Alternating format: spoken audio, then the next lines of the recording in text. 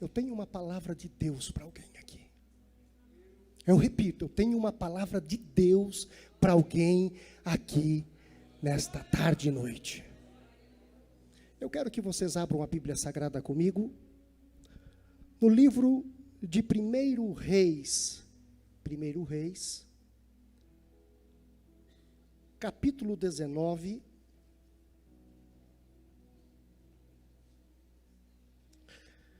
nós vamos ler a partir do verso 8. Eu gostaria de contar com a paciência dos senhores. O assunto que eu quero falar, ele é um pouco complexo, melindroso, mas é necessário. E foi a palavra que Deus colocou no meu coração. 1 Reis, capítulo 19, a partir do verso 8, a epígrafe diz assim: Elias no monte Horebe.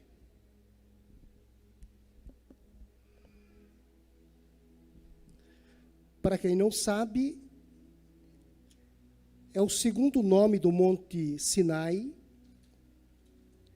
Diz assim: levantou-se, pois, e comeu, e bebeu, e com a força daquela comida caminhou 40 dias e 40 noites, até Horebe, o monte de Deus.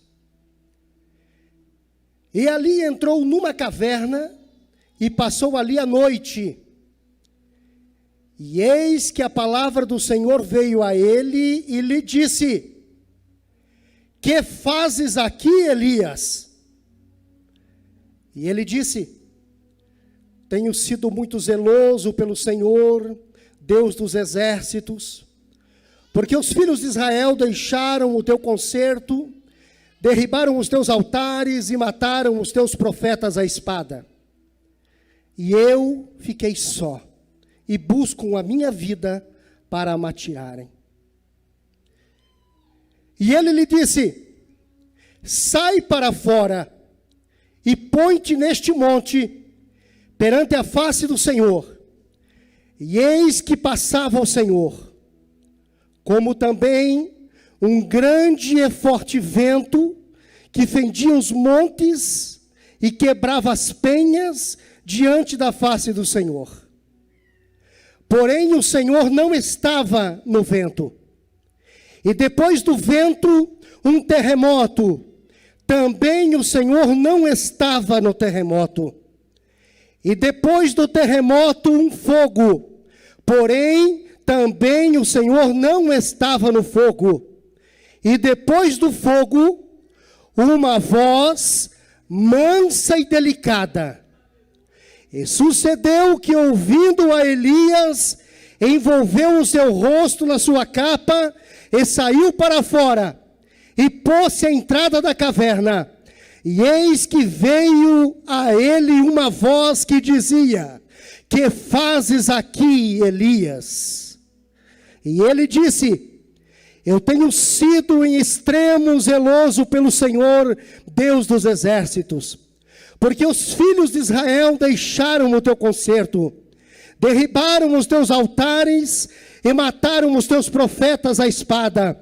E eu fiquei só, e buscam a minha vida para me tirarem. Verso 15. E o Senhor lhe disse: vai, volta pelo teu caminho para o deserto de Damasco. Vem e unge Azael, rei sobre a Síria. Também a Jeú, filho de Ninsi, ungirás rei de Israel. E também Eliseu, filho de Zefate, de Abel-Meolá, ungirás profeta em teu lugar. E até aqui podeis assentar.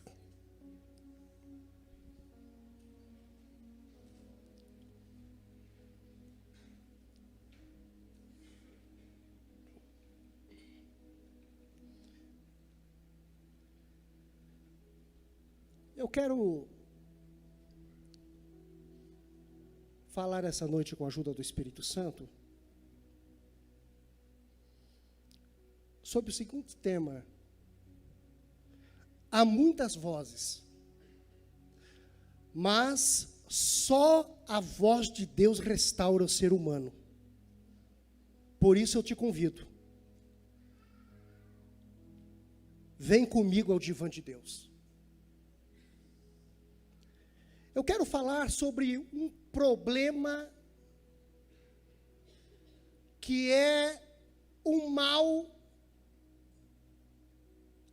desse tempo que nós estamos vivendo, que se chama depressão. A Organização Mundial da Saúde vai dizer que até em 2030 será uma doença epidêmica que irá se alastrar.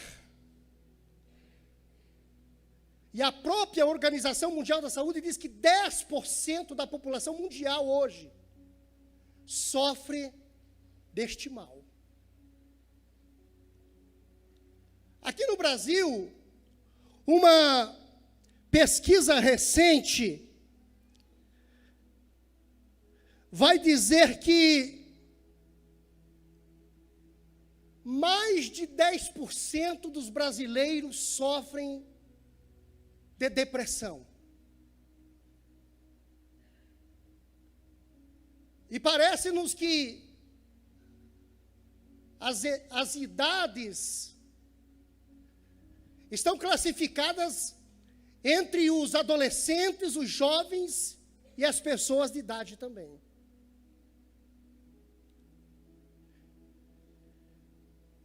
Esta causa tem sido um problema de governo, um problema que afeta a economia do país, e é muito preocupante, dado aos inúmeros casos de suicídios. A mídia se cala em relação a isso para não causar um temor social, um caos social. E a grande verdade é que nós vamos percebendo que isto também é um problema que entra dentro da igreja. E aqui os teólogos, os mais variados teólogos, quando eles chegam na passagem desse personagem chamado Elias, eles vão dizer que ele sofreu de uma profunda e grave depressão. Mas deixe-me dar uma explicação, porque existem pelo menos 3 níveis de depressão. A depressão da alma, que é quando há um desajuste emocional, e talvez este seja o caso de Elias. Eu vou entrar em pormenores daqui a pouco. O segundo caso é físico, quando falta algum tipo de hormônio no nosso corpo, há um desequilíbrio. E o terceiro tipo de depressão, ela é sim espiritual, é demoníaca. E é terrível. Mas deixe-me já adiantar para os senhores aqui, que não importa a causa, não importa a origem, o nosso Deus é especialista em curar qualquer tipo de depressão.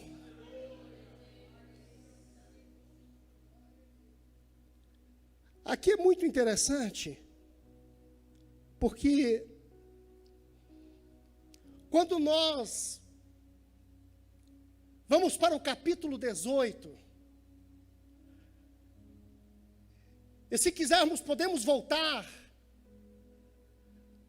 nos anteriores. Nós vamos observar este profeta, portador de uma unção, de uma graça tão poderosa,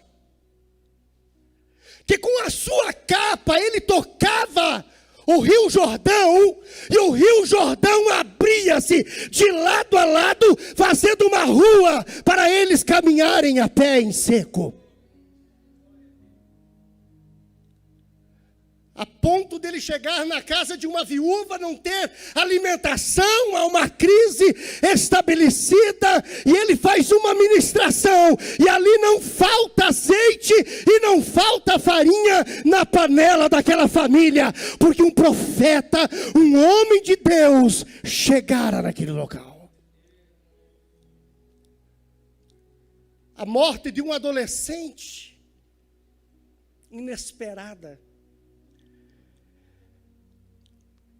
um gesto simples, numa oração simples, ele determina que o espírito de vida desça sobre a vida daquele adolescente, e o adolescente volta a viver saudavelmente, porque aquele homem, Elias, era um homem cheio de Deus.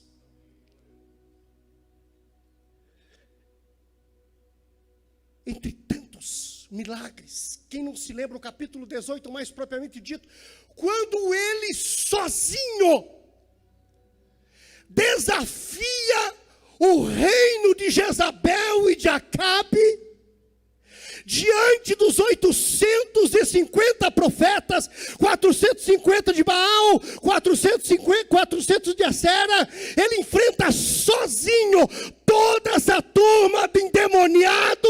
Ele tem coragem, tem autoridade e tem graça de Deus para desafiá-los. E ele encara todos eles olho no olho, desafia-os, lhes dá a primeira vez para que eles façam todas as práticas ritualísticas dos seus cultos místicos e façam todas as invocações de todos os demônios, de todos os deuses, e simplesmente passa todo dia, toda manhã, e nada acontece. Depois dessa exaustão de todos esses profetas, ele simplesmente parece que ele descobre o segredo, e ele restaura, repara o altar de Deus, manda acrescentar água, e numa simples oração, ele diz que caia fogo do céu, e numa oração tão simples e talvez insignificante para muitos, naquela hora, quando ele termina aquela oração, aquele fogo desce sobre o altar, lambe todo o sacrifício, lambe toda a água, consome todo o altar, pelo poder da manifestação do fogo de Deus. Todos que estão presenciando aquela cena dobram os joelhos e reconhecem e confessam que há só um Deus em Israel. E a sentença era matar todos os profetas de Baal. Ele consegue executá-los um a um, exterminar com todos os profetas de Baal. E depois desta extraordinária ação, deste feito, que eu acredito que se fosse nos dias de hoje, teria saído nas redes sociais, Elias destrói os deuses pagãos de Israel, porque só existe um Senhor, e é o Senhor de Elias. Elias, por fim, depois de ter feito esse trabalho, ele se aproxima de Acabe, ele cria uma série de expectativas de que o povo de Israel agora vai se posicionar, se reposicionar, vai se consertar com Deus, vai buscar a Deus. Agora Jezabel, quando sabe dessa notícia, ele imaginando na cabeça dele, quando ela souber dessa notícia, isso vai intimidar Jezabel, e ela vai ficar no canto dela. Mas quando Acabe conta para Jezabel o que Elias acabara de fazer, o chefe maior dos demônios pega a Jezabel e, parafraseando, diz: em 24 horas eu vou acabar com a vida deste profeta. E se fosse pouco, toda a exaustão daquele dia, daquele embate, daquele conflito, daquela luta travada entre Elias, momento de euforia, aonde a imperatividade foi no seu ápice de tensão.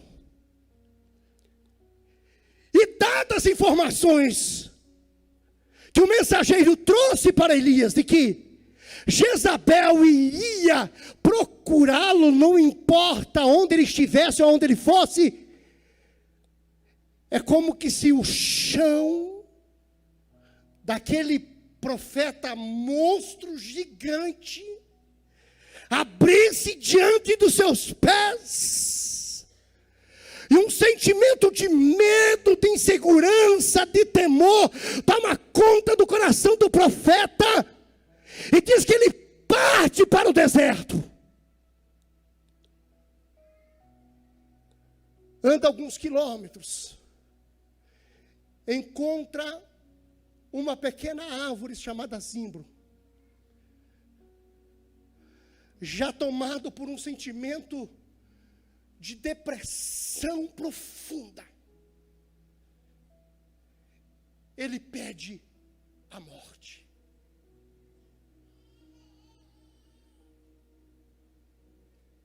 Ele chega no extremo,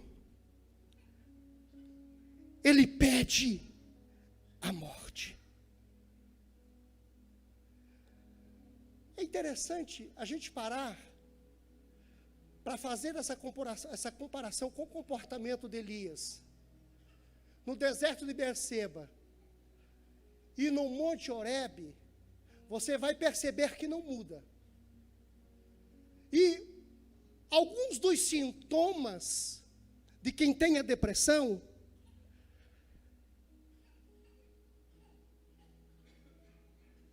eu vou citá-los alguns: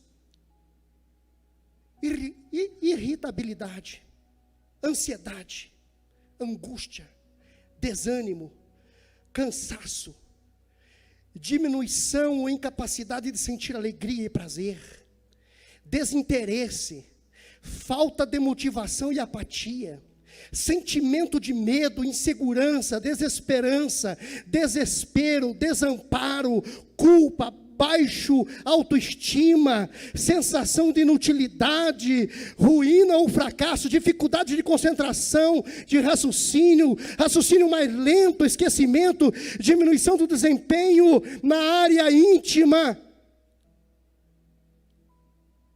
perda de peso, ou aumento do apetite, e o aumento do peso e insônia, e entre tantas outras coisas. E você vai ver que o profeta Elias está numa estafa tão grande que ele já perde a morte. Mas aquela noite foi interessante porque Deus enviou um anjo para visitar Elias. Enquanto Elias dormia, um anjo preparou um fogo na brasa, preparou a massa de pão, cozeu um pão, trouxe água na botija e deu um toque do lado de Elias, disse: Elias, desperta, levanta, come, porque muito longo te será o teu caminho. Eu não sei se ele entendeu muito bem, mas eu sei que o texto nos dá a ideia de que ele levantou, comeu e voltou a dormir. Dado esta tão grande exaustão, o anjo novamente vem, bate em Elias, fala as mesmas coisas. Elias levanta e come novamente. E aí ele parte destino deserto adentro. E por alguma razão, ele caminha, diz os historiadores, que ele caminha talvez de 250 a 350 quilômetros nas planícies do Monte Sinai, uma terra muito difícil de andar, altos e baixos, um caminho sinuoso, complicado. E ele leva 40 dias e 40 noites fazendo esse percurso. Você imagine 40 dias e 40 noites você fazendo um percurso contínuo. Diz os historiadores que talvez ele fizesse 8 quilômetros por dia, desse algumas paradas para descansar, mas num ritmo contínuo e acelerado, precisava ir a um destino que o texto não vai dizer se ele sabia ou se não sabia para onde que tinha que ir, porque o anjo não deu nenhuma coordenada. Mas o que a gente vai se ver é que ele vai parar lá no Monte Horebe. Lá no Monte Sinai, lá naquele lugar sagrado, aonde Deus chamou Moisés, lá onde Deus revelou a lei para os israelitas. Eu estou aqui pensando com os meus botões que talvez eu estou conjecturando que ele pensou o seguinte: essa é a minha última viagem, o meu destino de ponta de chegada, de encerramento de carreira, vai ser lá no Monte Horebe. E de fato ele chega no Monte Horebe depois de 40 dias e 40 noites, e a primeira coisa que ele vê uma caverna, e quando ele vê uma caverna, ele se esconde. Mas se esconde de quem? Se esconde de quê? E parece que é um comportamento muito comum de quem entra em depressão, que busca o isolamento, quer esconder-se, enclausurar-se, quer tornar-se invisível, porque não consegue ouvir mais nada, ver mais nada, sentir mais nada, fica apático com a situação da vida, perde todos os sentidos e entra na caverna, como que se dissesse: fim de carreira, fim de vida.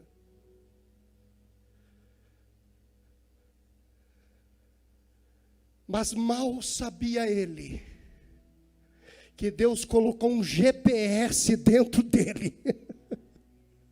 Deus colocou um GPS dentro dele e sabia toda a rota que ele estava fazendo. E quando ele chega no Monte Horebe, eu estou conjecturando,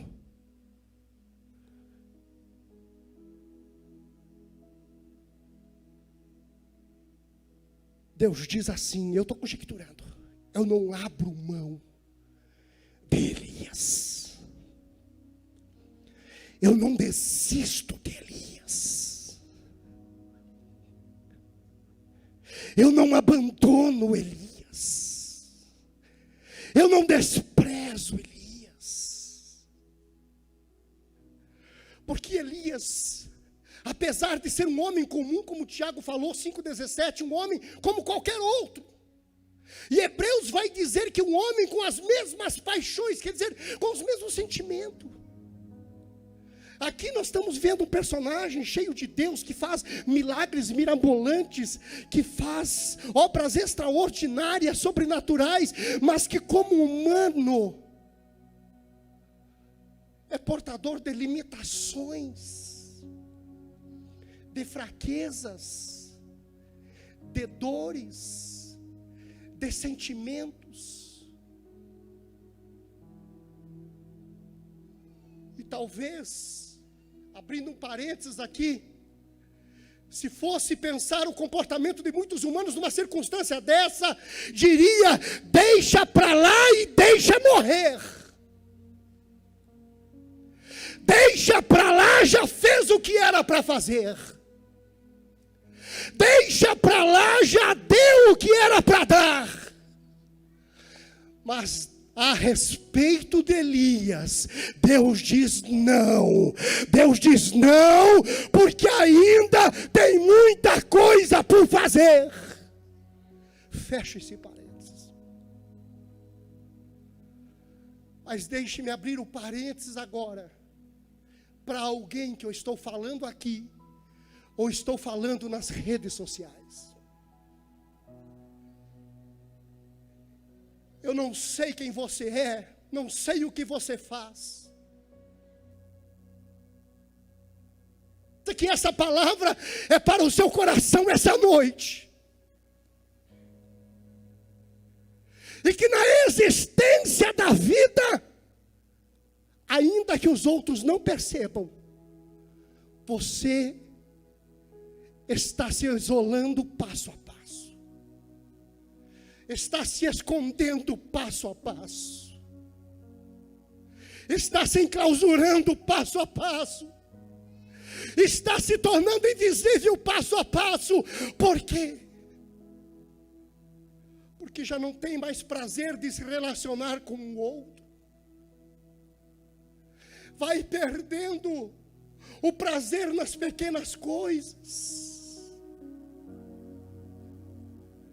Aquilo que para você não tinha nenhuma dificuldade, hoje é o maior obstáculo. Aquilo que outrora era muito pequeno para você, agora se tornou um gigante. E parece que vai se diminuindo, e as vozes vão te sufocando, as vozes vão criando uma prisão em você, e você vai se escondendo de tal maneira, que tem muitos que desejam a morte, porque perdem o sentido da vida, perdem a alegria, perdem a paz. E às vezes até dentro da igreja, enquanto outros estão pulando, saltando, dando glória a Deus, cultuando, cantando, e você dizendo para você mesmo: eu não sei o que é que eu estou fazendo aqui, me sinto, parece um peixe fora da água, mas eu estou aqui para dizer para você: Deus te trouxe aqui porque quer te resgatar. Deus te trouxe aqui porque Ele quer te restaurar. Deus te trouxe aqui porque Ele quer te curar. Fecha o parênteses. A depressão, ela é tão danosa que ela impede as nossas memórias emocionais, embaça a nossa visão da realidade. Você vê Elias aqui, ele diz assim: só eu fiquei. Não é verdade. É o espírito da autopiedade, do vitimismo, Porque na verdade, se você voltar alguns capítulos atrás, outros 100 profetas tinham sido guardados, protegidos, isolados por Deus, para uma obra que Deus tinha reservado. Porque a depressão turva nossas emoções, nossos pensamentos, nossa forma de ver.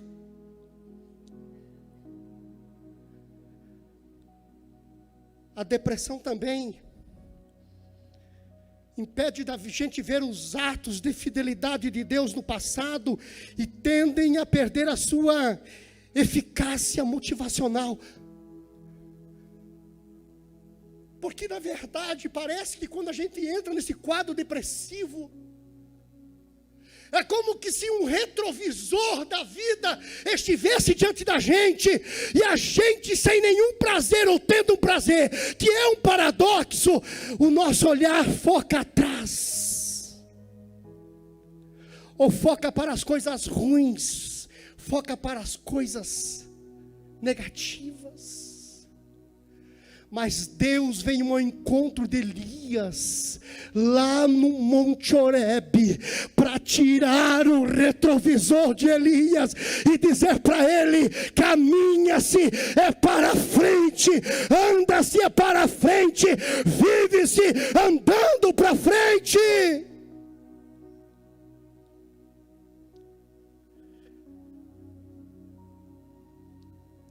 Eu estou encerrando.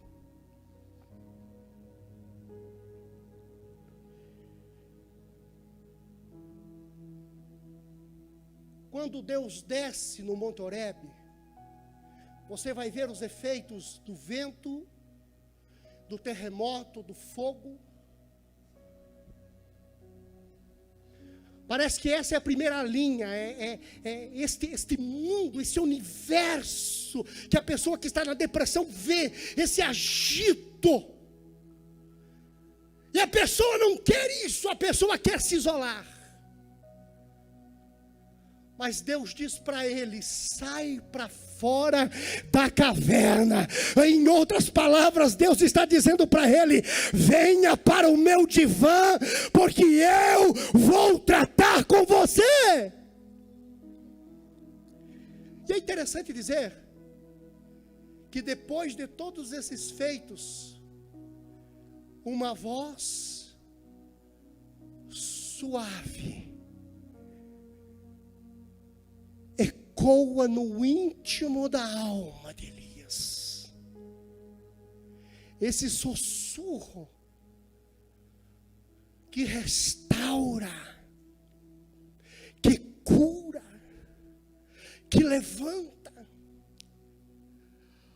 Porque pode haver muitas vozes, mas é só a voz bendita, gloriosa, poderosa, vivificadora de Deus, é que pode tirar alguém dessas condições, ou de quaisquer outra que seja. A gente não sabe o que Deus disse para Elias, mas eu sei que Deus deixa um receituário aqui, que Deus não alimenta o vitimismo, nem a autopiedade de Elias.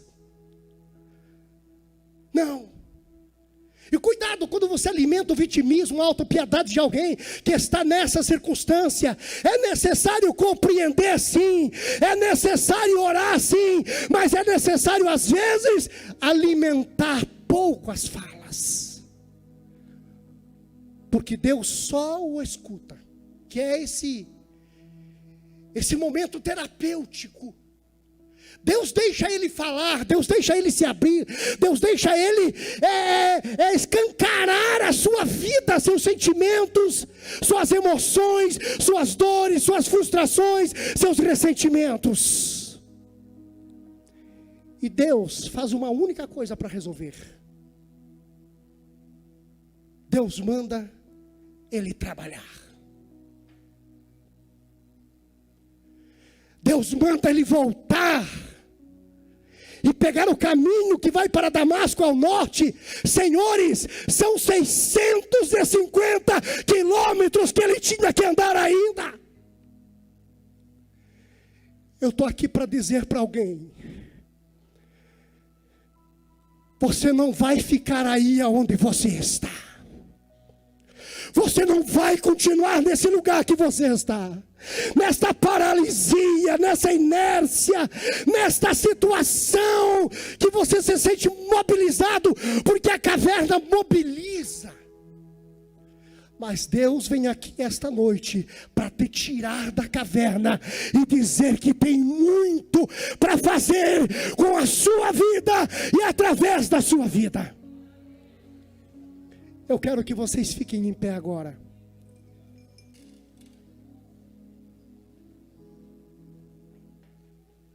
Enquanto vocês estão ficando de pé, eu conto um testemunho. Há uns 7, 8 anos atrás, nós pastoreávamos em Curitiba. E uma senhora que era membro da nossa igreja, ela costumava pegar as crianças dos vizinhos e levar para os nossos cultos. Mas a mãe de um desses meninos, que em torno de 9 anos, não gostava de crente, odiava crente. Passou-se muito tempo, o menino continuou frequentando a nossa igreja, e essa senhora foi tomada por uma curiosidade. E ela foi visitar a nossa igreja. Em poucos dias, ela ouvindo a palavra, a voz de Deus soando dentro dela,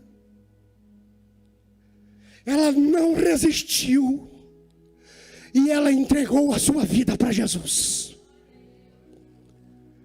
Mas isso é parte do que eu estou contando. Porque depois, ela com as suas próprias palavras, ela disse para nós: olha, eu era uma pessoa depressiva, tomava medicamentos, tinha insônia, fumava demais, era infeliz, não tinha paz. Mas depois que entrei nessa igreja e comecei a ouvir a palavra de Deus, ouvir a voz de Deus, a vida dela começou a ser mudada, transformada e liberta pelo poder da voz de Deus. Alguns meses antes de nós virmos embora para Curitiba, nós descíamos essa mulher no rio, nas águas batismais, porque ela estava dizendo: eu nasci de novo.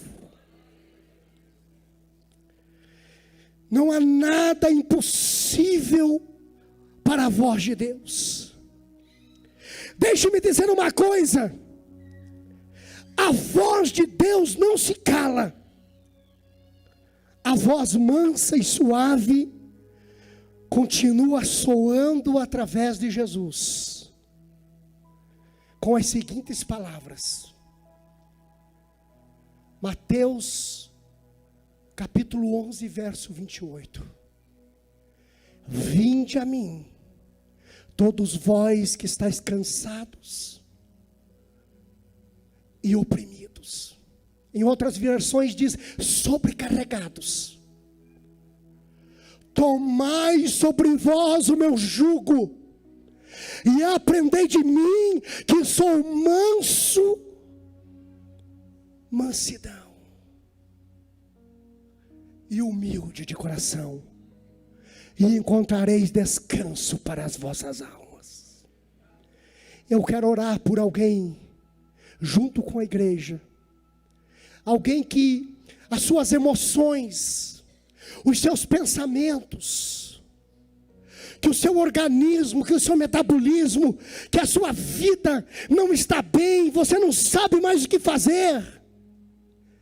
Eu quero que você saia do teu lugar agora, porque nós vamos orar ao teu favor.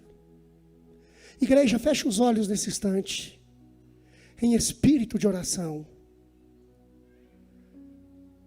Eu sei que às vezes tem gente que fica constrangido em se expor, E parece que dar um passo ao altar de Deus é um constrangimento, enquanto que na verdade não é um constrangimento, é um socorro, é um Deus atendendo-nos. Eu quero orar por alguém aqui essa noite, quem sabe as coisas não estão bem para você, não estão bem na sua casa, não estão bem na sua vida, não estão bem no seu casamento, não está bem na sua família, não está bem em várias áreas. Eu quero dizer para você que Jesus continua o mesmo. Pastor Samuel, vem cá orar, por favor.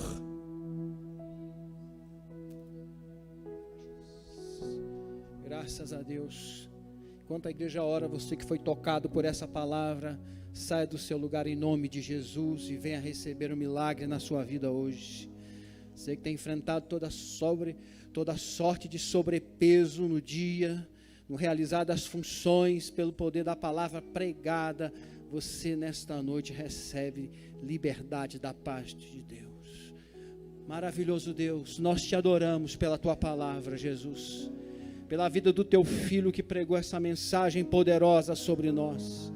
E nesta noite nós apresentamos os teus filhos que ouviram essa palavra, e no quadro difícil que se encontram, é provável, Jesus, que só tenham uma pequena fé para agir, clamam por ti, nas poltronas, nas fileiras aonde estão, mas a tua palavra nos diz, que a palavra jamais, a tua voz jamais voltará vazia, e assim no nome de Jesus de Nazaré, nós que decretamos a vitória sobre corações e vidas, fardos sejam removidos, corações sejam aliviados, vidas sejam saradas, emoções sejam controladas, apetites sejam regulados, esperança seja renovada, vontade de viver seja triplicado, dias melhores no olhar seja visto, no nome de Jesus Cristo. Nós amarramos toda obra do maligno na mente, no coração, e cancelamos na autoridade do nome de Jesus. Nesta hora impedimos toda perturbação, e que os anjos renove, e que a graça renove, e que o Espírito vivifique, e que o Senhor conduza as águas de refrigério, que haja vida aonde a morte tinha sido pregada. Agora no nome do Senhor decretamos novidade de vida, caminhar com Jesus, um novo olhar, vidas aliviadas do sobrepeso, no nome de Jesus de Nazaré. Quem recebeu essa oração, aplauda forte o nome de Jesus. O Senhor te restaura, o Senhor te vivifica, o Senhor te alegra, o Senhor pega na tua mão, te leva mais uma distância longa. Essa luta não vai te parar, essa guerra não vai te vencer, porque o Senhor é contigo. Amém? Pegou aí? Peguei aqui também.